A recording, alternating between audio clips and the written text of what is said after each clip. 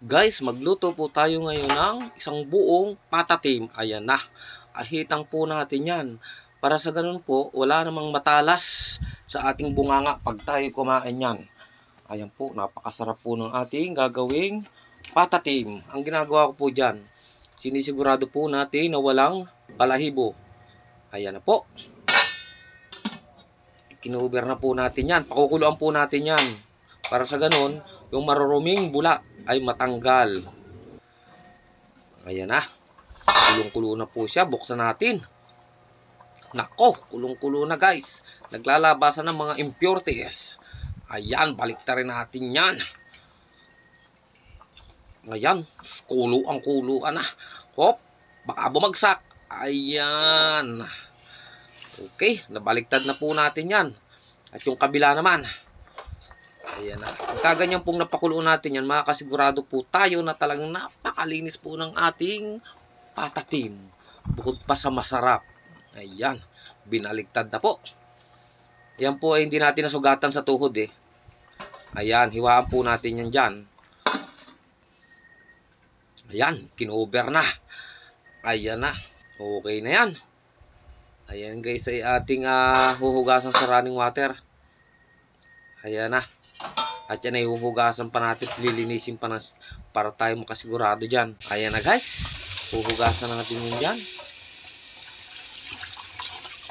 Oh ay talagang namang kinis-kis na. At mayroon pa. Hindi pa na said. Ayan. Ayan na guys yung ating patatim. I-prito po natin yung huwag naman po natin palulutungin. Yan po ay ang mahalaga lang dyan ay mayroong mamula-mula yung balat yan. Yung patatim niyan. Ayan guys. Napakasarap po at namimiss natin po yung patatim niyan. Matagal-tagal na po tayo hindi nakakain ng patatim.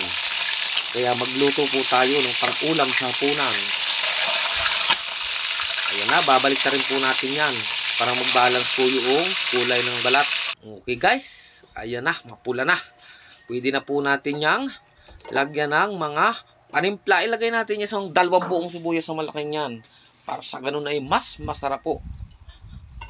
Ayan, yung bawang po yan. 1 ulong bawang po yan. Ilagay natin dyan. Kompleto sa rekado yan. Okay. Ilagay na po natin yung buong pamintang yan. Naglagay na po tayo ng buong paminta. Para sa ganun, sama-sama na sila dyan. Ayan. Tamang-tama lang po yung pamintang yan. At dyan ay maglalagay tayo ng pork cubes. Lagyan natin ng pork cubes para sumama na po yung lasa niyan dyan. Ayan. Ibubuhos natin yan dyan. Ang inuna po natin ay yung oyster sauce natin. Ayan. Nilagyan po natin ng isang oyster sauce yan. Yung maliit lang. Tamang-tama. At sa panlasa rin po natin yan. Pwede naman po tayo magdagdag. Ayan po yung ating soy sauce. Yung pong tuyo at oyster sauce. Pinagsama po natin yan dyan. Sabay-sabay na sila dyan. Tatantyahin din po natin yan. Kung nasa ating panlasa ay okay na, di okay na. Yan ay luto mo eh. Luto mo kasi yan eh. Di nasa sa iyo na yan. Okay. At ilagay na po natin yung Sprite na yan. Yan po yung gagamitin natin sa pagpapalambot. Nako. Yan pong 1.5 na Sprite na hindi naman po natin ilalahat yan dyan. Ayan. Yung tamang-tama lang. Para naman po tayo may maiinom pa dyan. Ayan na. Dinagdagan. Para sure na malambot ang ating patatim. Naglagay na rin po tayo dyan ng dahon ng laurel. Para po sa ganun na yung aroma ng dahon ng laurel na yan ay sumama na dyan yung amoy. Ano baga-ari. Napakasarap ba ganyan. Okay. Yan ay bubuksan din natin at bibisita-bisitahin din natin kung yan ay malambot na. Yung ating patang yan. Buksan natin guys yan. Kulo na guys eh. Alaga namang. Wow, binuhusan pa ang ibabaw. Para sa ganun guys ay manariwa yung ibabaw. At pwede rin natin yung baliktarin. Ayan. Buhusan lang po natin yung ibabaw na yan. Paliguan natin yan. At mamaya-maya po ay solved na yan. Nako, ay talagang yan po ay paglalaputin natin ang sauce. At saka yung gulay natin yan ay pagluto na po natin nilalagay. Kasi po yung ating gulay ay isang sulak lang ay luto na. Pangit naman pong overcook sa ating gulay. Nako, kinover na ulit. Sinigurado na talagang malambot na. Ayan na po. Talagang na-absorb na po yung sabaw natin. Kakaunti na yung sauce. Ay na mamaya ay maglalagay tayo ng sugar. Tinusok-tusok na po. Parang pwede na. Ayan. Buhusan po natin yung ibabaw na yan para yan po yung manariwa. Ayan. Buhos-buhusan lang po natin. At talaga naman pong yan ay talagang napakasarap kagatin. Ayan. Oh, malambot na. Pwede na pong tibagin yan. At mamaya po maglalagay po tayo dyan ng cornstarch. Para po naman sa ganyan yung sauce natin ay medyo may lapot. Maganda po niyan ay yung may sauce ka maidadampi-dampi sa kanin. Para sa ganun po ay ganado tayo kumain. Ibaliktad po natin to. Ayan. Malapit na pong maluto ang ating patatim. Ayan. Matagal na po tayo hindi nakakatikim nito. Kaya parang napaibig po tayo. Nagluto po tayo. Tayo ng isang buo. Ayan. Pwede rin po nating hiwa-hiwain yan eh. Ayan. Kaya lang gusto ko yung talagang buo para magandang tingnan. Kanya-kanyang tusukan na lang po tayo dyan. Ayan. At yan po ilalagay natin ang buo dyan sa ating hapagkainan. Ayan po ay hindi natin naman mauubos. Ayan naman po pwedeng itabi muna. Ayan po yung ating mushroom. Maglalagay po tayo dyan. Ayan. Isang latang malaki po yan. Mas maganda po yung maraming mushroom. Talagang yan ay ulam na rin po yan. At yan po ay ating simmer ulit ng tuloy-tuloy. Ayan. Ayan na po. Inilagay na po natin at yan mamaya pakalagay natin dyan eh. Kaunting sulak lang yan, ihahanguin na po natin yan. Isisit aside po natin yan. Yan, pwede na yan. Ako ay mas masarap ang half cook nyan. O, ilagay natin dyan sa isang ating bowl na yan. Ayan, at yan ay isasapin natin dyan. Sa oras na maluto na yung ating patatim. Ayan na.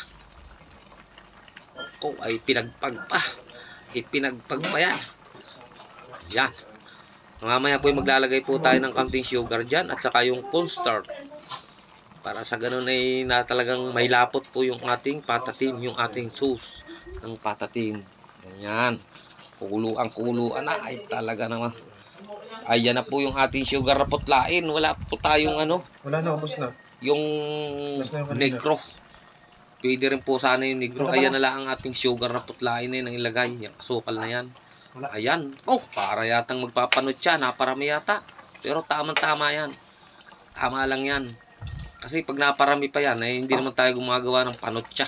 Tayo gumagawa ng patatim. Yung ating patatim yun eh, para may lasa lang naman na manamis-namis.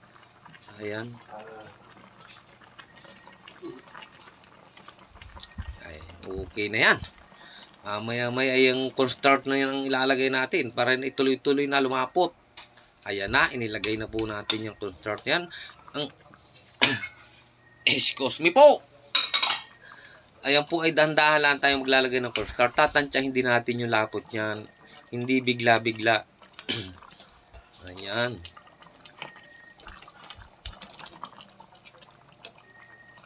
Ayan, halu-haluin lang natin yan. Para po yung cornstarch niya ay tuloy-tuloy na mamix dyan sa ating sauce na yan. Ayan, lumalapot na po. Tamang-tama lang po yung ating cornstarch na inilagay dyan. Kasi po, pag mas marami na napalagay tayo dyan at yan ay lumamig, ayan po ay parang magiging maha. Yung pwedeng hiwain. Ay yung sauce po naman ay dapat ay medyo maagos-agos dyan. Hindi yung pag lumamig ay matigas. Ayan. Sa ilang sandali pa po ayan ay ating pwede na po yung iserve. Ayan na, pinaikot na hanggang sa mahilo. Buhusan po natin yung ibabaw niyan. Para po naman sa ganun ay manariwa. Ayan. Grabe guys oh. Sauce pa lang, ulam na.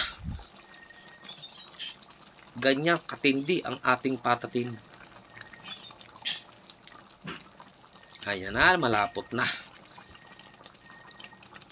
Ayan. Buhos-buhusan lang natin yan. Unti-unti lang. Ayan, para po tayo naglalaro lang. Ayan. Kasi po, ayan mas maganda yung sariwa-sariwa ang ibabaw. May kintab. Ayan. Ayan na guys.